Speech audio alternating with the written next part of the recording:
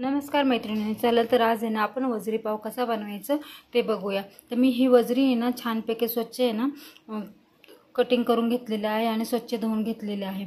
स्वच्छ धुण्यासाठी आहे ना त्याच्यात काय करायचं की गरम पाणी करायचं, छानपैकी उकळून द्यायचं पाणी आणि त्याच्यात थोडंसं आहे ना चुना टाकायचा आणि मिसळून घ्यायचं पूर्ण चुना आणि त्याच्यामध्ये हे 5-10 मिनिटं तसेच सोडून द्यायचे। त्याच्यानंतर छानपैकी नुसतं असं हाताने चोळली ना तरी पण ते छान अशी सफेद निघते। तर ही पाकिटे सुंदर अशी सफेद निघली आहे। तर ही ना आता मी ना कुकरमध्ये 2 ते 3 शिट्ट्या घेणार आहे। त्याच्यानंतर मग त्याची पुढची रेसिपी तुम्हाला सांगते। हे पहिले कुकर घेतलेला आहे। तर कुकरमध्ये ना मी ही टाकणार आहे सर्व वजरी आणि थोडंसं पाणी टाकणार आहे आणि छानपैकी ना त्याला 3 शिट्ट्या घेते।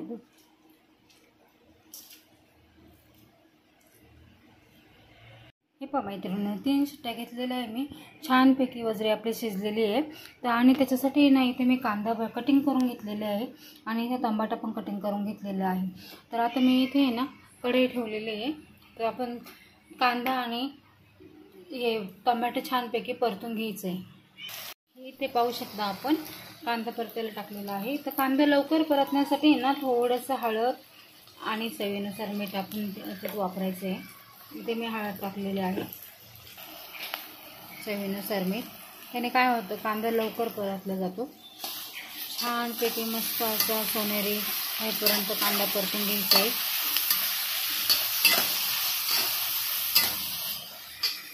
हे पहा इथे मी वजरीचं आहे ना सगळं पाणी काढून घेतलेलं आहे, कारण सुक्कीच बनवायची आहे मला, त्याच्यासाठी मी सर्व पाणी काढून घेतलेलं आहे।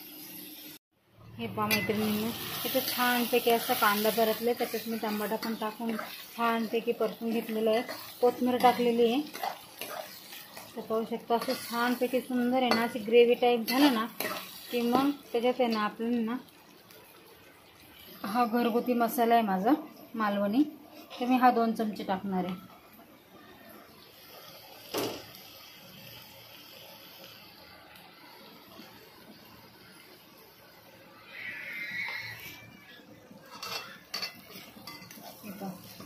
सुंदर असा कलर आलेला आहे।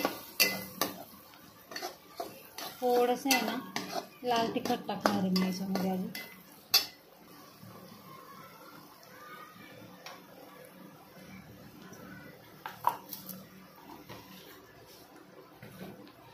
लाल तिखट हे बेडगी मिरची असते ना त्याचा कलर येण्यासाठी, ते तिखट नसल्यामुळे मी थोडासा वापर केलेला आहे।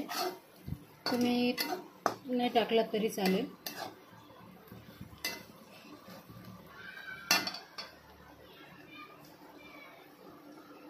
आता ही वजरी ना मी पाणी त्याचं सगळं काढलेलं आहे आणि ते त्याच्यात सोडणार आहे।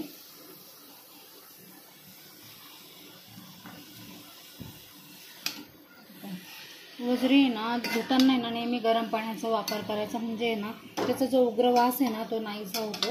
त्याच्यासाठी गरम पाणी उकळलेलं असावं।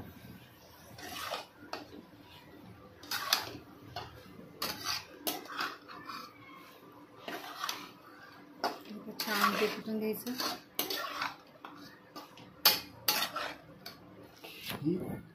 हे पहा मैत्रिणींनी किती सुंदर असे आता ही वजरी तयार झालेली आहे सुकी। मैत्रिणींनी सुंदर असे आता ही सुकी वजरी तयार झालेली आहे। तर आपण इथे आहे ना त्याच्यात मी इथे आहे ना तूप टाकते थोडंसं।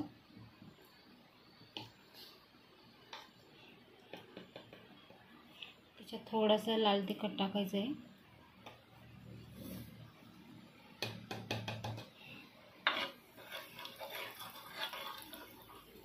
छानपैकी पाव आहे ना असे भाजून घ्यायचे आहे ना।